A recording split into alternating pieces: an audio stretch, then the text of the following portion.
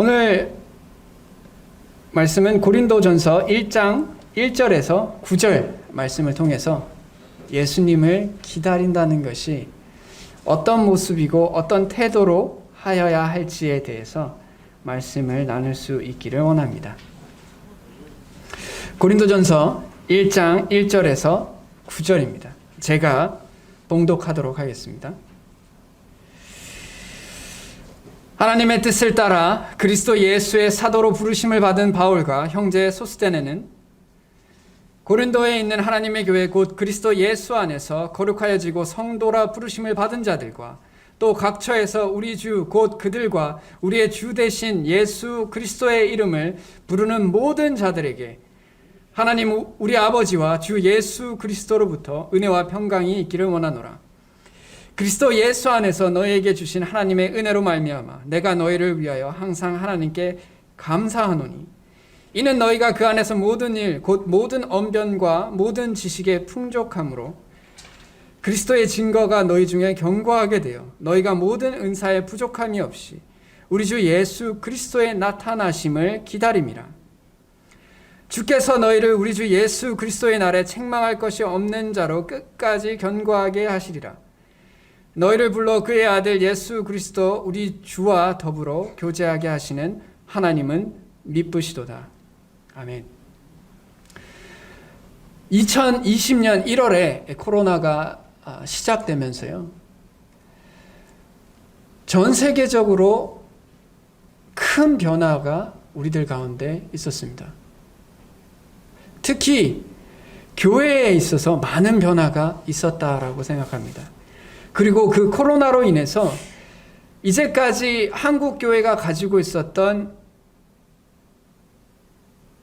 부족한 부분들이 좀 더 많이 드러나게 되었다라는 것에 대해서 우리가 부인할 수 없는 것 같습니다. 이 코로나 상황을 통해서 성도님들의 믿음과 그 성도님의 믿음에 대한 반응들이 코로나가 있기 전과 후가 달라지는 모습은 또 드러나는 모습은 우리가 부인할 수 없을 걸로 생각합니다.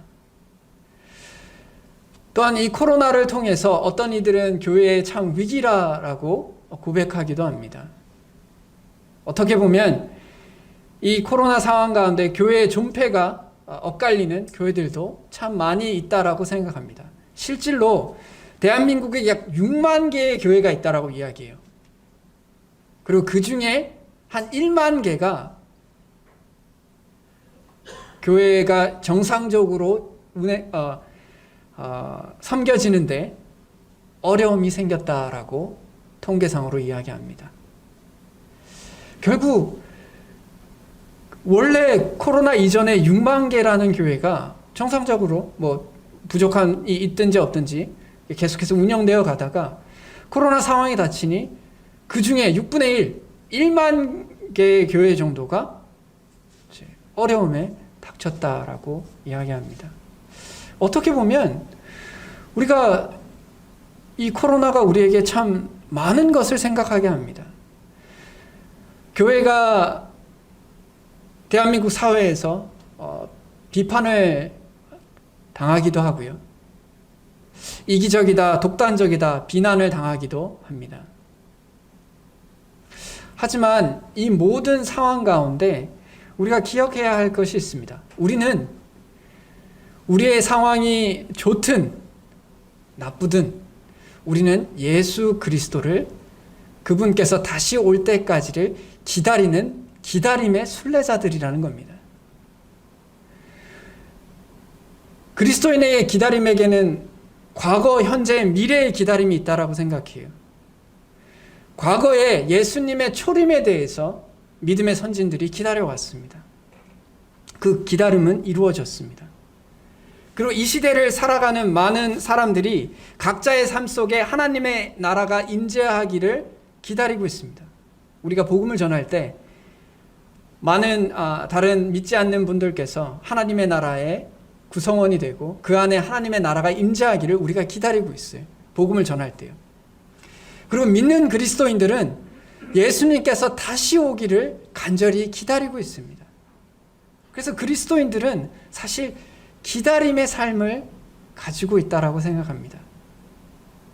모든 가치 있는 것들은 기다림과 함께 온다라고 생각합니다. 특히 지금 상황처럼 우리에게 영적인 위기, 교회의 위기가 점점 도래해 오고 있다라고는 이 시기에 우리에게 더욱더 필요하다라고 생각합니다. 왜 우리가 예수님을 계속해서 포기하지 않고 기다려야 하는가? 왜 우리가 기다림 가운데 예수님을 향하여 굳건하게 믿음을 지켜야 하는가에 대해서 우리는 더욱더 생각해야 할 순간이라고 생각합니다. 사도 바울도 빌립보서 3장 20절에서 이렇게 이야기합니다. 우리의 시민권은 하늘에 있는지라 거기로부터 구원하는 자 곧 주 예수 그리스도를 기다리고 있다라고 이야기합니다. 이 사도 바울의 고백이 우리의 고백이라고 생각합니다. 우리가 먼저 하나님께로 가든지 아니면 예수님께서 우리에게 오시든지 결국 우리는 하나님 앞에 서는 것을 기다리는 사람들입니다. 그러나 기다림을 해보아서 아시겠지만 기다림은 쉽지 않습니다. 누군가를 기다리고 어떤 일들이 이루어지고 그 모든 기다림은 우리의 마음을 힘들게도 하고 또 우리의 마음을 포기하게도 만들고 또 분노하게도 만드는 것을 발견하게 됩니다. 사도 바울도 고린도 교회에 대하여 그들이 우리가 알고 있듯이 고린도 교회는 참 많은 문제가 있는 교회였어요. 그 마음속에 얼마나 화남이 있겠어요. 얼마나 속상함이 있겠습니까? 이 사도 바울의 마음속에서요.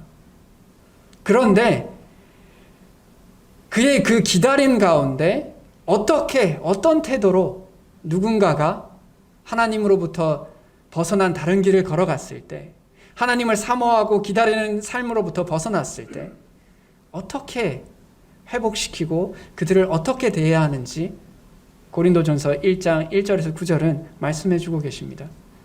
가장 중요한 것은 기다림에게 있어서 우리가 기다리려고 할 때 우리에게 있어서 이 기다림을 가능케 하는 원동력 중에 하나는 감사라고 생각해요. 감사입니다. 사실 사도 바울이 고린도 교회에 편지를 쓸 때 감사하다라고 말할 것이 참 없어요. 왜냐, 이 고린도 교회에서 일어나고 있는 일들은 교인 간의 분쟁, 근친 간의 상관 문제, 소송 문제, 은행 문제, 우상의 재물에 대한 식사 문제, 예배와 부활에 대한 문제, 연보에 대한 문제, 사실 모든 문제의 종합 선물 세트 같은 교회였어요. 이 고린도 교회가요.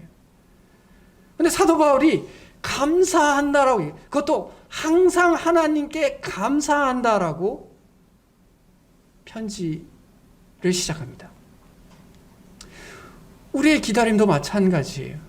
사도 바울의 기다림, 하나님 예수님께서 다시 오기를 기다리는 그 가운데 자신이 개척했던 교회가 이렇게 엉망이 되어가고 있고 많은 문제가 생기고 있을 때 낙심하게 될 거잖아요.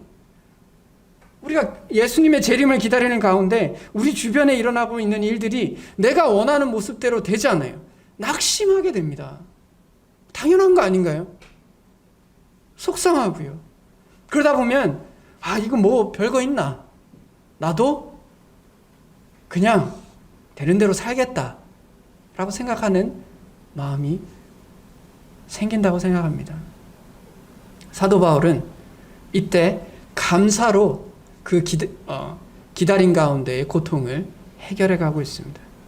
감사하는 것의 모습을 한번 생각해 볼까요? 성도님들 각자의 삶 속에서 예수님께서 오실 때까지, 또 우리가 예수님을 만날 때까지 그 기다리는 여정 가운데 여러 고난들을 겪게 됩니다. 그 가운데 우리가 감사를 통해서 해결할 수 있는데요. 뭘 감사할 수 있는지에 대해서 이야기해 보죠. 5절부터 이야기합니다. 5절에 너희가 그 안에서 모든 일 곧 모든 언변과 모든 지식에 풍족하다라고 이야기합니다. 이 말은요, 하나님께서 고린도 교회에 필요한 것들, 특히 어떤 은사적인 부분에 있어서 고린도 교회에 많은 은사를 허락하셨어요. 하나님께서 성도들이 이 땅에 있는 동안, 예수님의 재림을 기다리는 동안 하나님의 일들을 하기 위해서 많은 은사들과 또 은혜들을 베푸셨어요. 풍족하게. 7절에서도 보면 모든 은사에 부족함이 없다라고 얘기합니다. 그래서 그리스도의 나타나심을 기다릴 때까지, 예수님께서 오실 때까지 하나님께서 우리에게 맡긴 일들을 할 수 있는 능력들이 우리에게 있다는 겁니다. 그것에 대해서 감사할 수 있어야 한다는 거예요. 이 감사는 하나님을 위해서 산다는 것의 가치를 발견하면 우리에게 주어진 은사가 참으로 소중합니다. 왜냐? 하나님을 위해서 뭔가를 섬기고 싶지만 그럴 여력도 없고 능력도 없을 때 자신의 초라함을 발견하게 돼요. 그러나 하나님께서 모든 성도들에게, 구원받은 모든 성도에게 은사를 주셨어요. 특히 고린도 교회는 그 모든 것들 중에 참 많은 은사를 주셨다라고 이야기합니다. 그러니 사도 바울이 지금 많은 문제가 너희 교회에 있지만 하나님께서 너희에게 베푸신 은혜를 감사한다. 너희가 마음의 중심만 주님 앞으로 바르게 잡으면 너희들이 가지고 있는 그 은사를 통해서 예수님께서 올 때까지 그 은사를 사용해서 하나님을 영광스럽게 할 수 있다 라고 이야기합니다. 거꾸로 이야기해보면 우리가 아무리 하나님 안에서 하나님을 향한 바른 마음이 있을지라도 우리에게 은사가 없으면 또 하나님을 섬기기에 제한되는 것을 발견하게 돼요. 그래서 가장 좋은 것은 우리의 마음의 중심이 하나님께 향하여 있고 또한 하나님께서 주신 은사를 잘 활용할 수 있는 것이 우리에게 필요한 것입니다. 각 성도님들, 하나님께서 각자에게 은사를 주셨어요. 그리고 그 은사 가운데 결국 주님을 위해서 섬길 수 있는 기회가 여전히 있다는 겁니다. 여전히 기회가 있어요. 그것에 대해서 감사할 수 있었으면 좋겠습니다. 그리고 그 감사는 주님을 위해서 섬기는 그 기회가 모든 사람에게 주어진 것이 아니에요. 어떤 사람은 섬기고 싶어도 섬기지 못하시는 분들도 계세요. 그럼 우리가 신체가 있고 말을 할 수 있고 생각할 수 있고 배울 수 있으며 누군가를 섬길 수 있다면 우리에게 여전히 기회가 있어요. 그것에 대해서 우리가 감사할 수 있어야 한다고 생각합니다. 그러면 예수님을 기다리는 동안에 우리가 그냥 막막하게 기다리는 것이 아니에요. 아무 생각 없이 그냥 허무하게 주저앉아서 될 대로 되라 라는 삶이 아닙니다. 내가 지금 가지고 있는 은사들을 통해서 하나님을 섬길 수 있다는 것을 발견하게 됩니다. 또 감사할 것은 그리스도의 증거가 이 고린도 교회에 더욱더 견고하게 되었다라고 이야기합니다. 여기서 이제 그리스도의 증거라는 것은 결국 예수 그리스도의 복음이 너희 중에 견고하게 되었다라고 이야기합니다. 이 말은 이 복음이 율법으로 우리에게 오는 것이 아니라 은혜로 우리가 구원받는다라는 이 진리가 더욱더 견고하게 되었다라는 겁니다. 그것은 특히 고린도 교회에 특히 합당한 말인 것 같습니다. 만약에 우리의 노력으로 우리의 구원이 유지되고 우리가 구원을 받는다라고 이야기하면 고린도 교회는 말할 수 없는 교회예요. 우리가 성도라고 말할 수 있는 교회가 아닙니다. 교회 안에 참 많은 문제들을 안고 있었어요.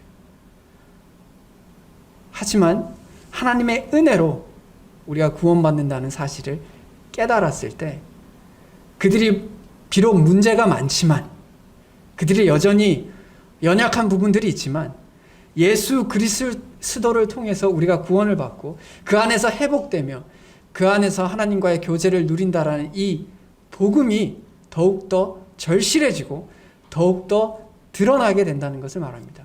마치 로마서에서 사도 바울이 죄가 더한 곳에 은혜가 더욱 넘쳤다. 그래서 주 예수 그리스도로 말미암아 우리가 구원을 받는다, 영생에 이르게 한다는 것이 이 고린도 교회에서 더욱더 드러난다라는 거예요. 그것을 우리에게 한번 생각해 볼까요? 우리의 삶 속에 들여다볼 거예요. 우리의 신앙이 언제나 좋을 수는 없다고 생각합니다. 우리의 신앙이 언제나 하나님과 가까울 수는 없다고 생각해요. 우리가 하나님과 멀어져 있을 때에도 다시 하나님께 돌아갈 수 있는 이유는 이것이 은혜이기 때문에 가능한 거예요. 내가 부족하여도 다시 은혜를 힘입어 주님께 돌아갑니다. 내 주변이 연약하여도 주님의 은혜를 통해서 다시 회복해 갑니다. 다시 힘을 얻습니다. 이것이 복음입니다. 내게 맡겨졌다면 진작에 포기하고 말았을 것입니다. 그러나 하나님의 은혜로 이제껏 왔고 앞으로도 하나님의 은혜를 의지할 수밖에 없는 우리인 것을 깨닫기 때문에 우리는 감사할 수 있다고 생각합니다. 또한 예수님께서 우리를 끌고 가신다라는 것을 기억하고 있었으면 좋겠습니다. 우리의 신앙을 하나님께서, 예수님께서 끝까지 견고하게 하십니다. 우리가 비록 죄에 빠질 때도 있고요. 습관적으로 계속해서 죄를 지을 때도 있습니다. 그러나 이 성도의 신분은 하나님께서 끌고 가시는 거예요. 우리가 끌고 가는 것이 아닙니다. 우리가 신앙 가운데 다시 회복됐잖아요. 결국 그것은 하나님께서 또 역사해 주신 겁니다. 끝까지 우리의 신앙을 끌고 가세요. 그래서 그리스도의 날에 하나님의 의가 드러나게 하신다는 겁니다. 그러면 우리 가운데 참 감사가 있지 않을까요? 내가 내 능력으로 할 수 있으면 감사는 필요가 없습니다. 내가 하면 되니까. 내가 잘하니까. 그러나 내가 할 수 없기 때문에 하나님께서 우리의 신앙을 끌고 가고 계시다면 오늘도 감사할 수 있습니다.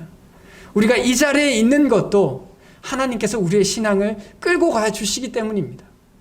주변의 한경을 통해서, 성도들 간의 교제를 통해서, 또 말씀을 통해서 우리를 계속해서 끌고 가고 계세요. 그것을 생각할 때 마치 부모가 때를 쓰는 어린아이를, 자녀를 비록 화가 나지만 계속 함께하고 또한 그를 보호하고 그를 공급하시는 것처럼 하나님께서 우리를 그렇게 인도해 주고 계십니다. 그래서 감사한 거예요. 사도 바울이 그런 감사들 가운데 기다림을 계속해서 해나가고 있습니다. 하나님은 신실한 분이세요.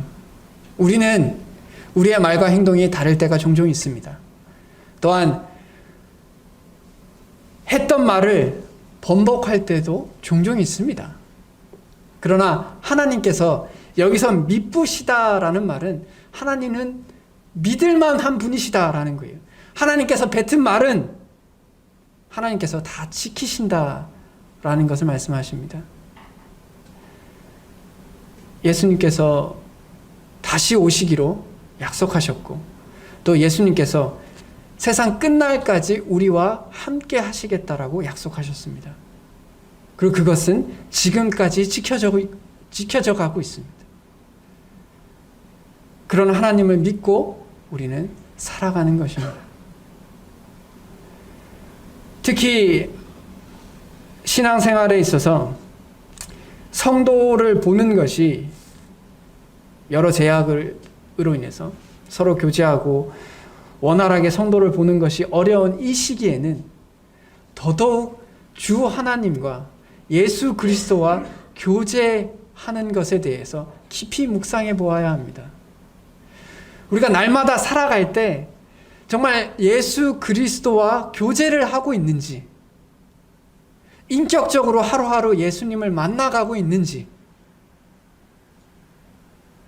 그것이 우리에게 우리의 신앙을 지켜가는 길이라고 생각합니다. 예수님의 재림 때까지 우리를 그렇게 기다리게 하시고 기다리는 동안 힘주시는 것을 발견하게 됩니다. 이제 남은 것은 이 모든 사실을 믿고 감사하며 사도 바울이 고린도 교회에 마지막에 권면하듯이 결국 오실 거예요.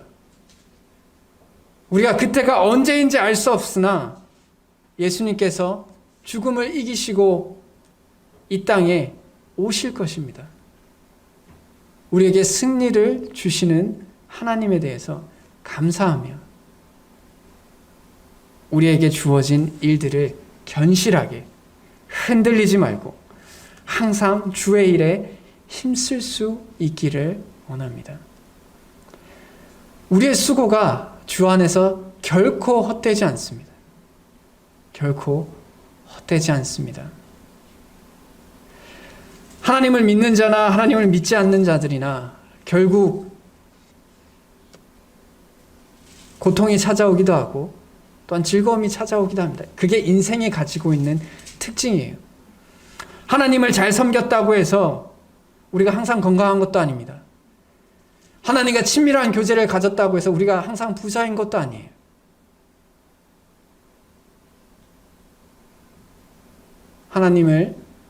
하나님께 영광을 돌렸다고 해서 우리가 모든 관계가 다 평탄하지도 않습니다.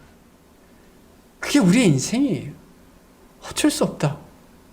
완전 불완전한 세상 속에는 우리가 최선을 다했어도 불완전한 결과를 얻는 것이 우리의 삶입니다.